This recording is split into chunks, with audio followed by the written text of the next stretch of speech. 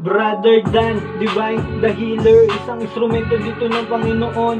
Kahit na anong sakit, huwag magatubili na lumapit. Kayang-kaya ka pagalingin. Mas mabisa ang gamutan, mabilis lang gagaling kapag malakas ang pananampalataya. Tiyong paniniwala sa Diyos. Oo, yan ang ating unang isa puso. Walang imposible pag sa Kanya nagtiwala. Di po kita binibiro, dito mo mararanasan paano magkaroon ng himala. Physical o spiritual na sakit, kahit ganong kalala. Huwag ka pong mag-alala, si Bro Dan na po ang bahala. Nagbabahagi din ng karunungan, nagkaalaman na matuturing kayamanan. Dasal na latin na pananggala at gabay na pangontra para sa iyong kaligtasan. Gabi po sa inyong lahat mga kapatid. Nagpumuli ang inyong lingkod, Brother Dan. Ito magbagi sa inyo ng multikalaman patungkol sa orasyon ng Haring Kamatayan, pamawala ng sindak. Ito ang pakikisa kay Haring Kamatayan. Narito pong orasyon.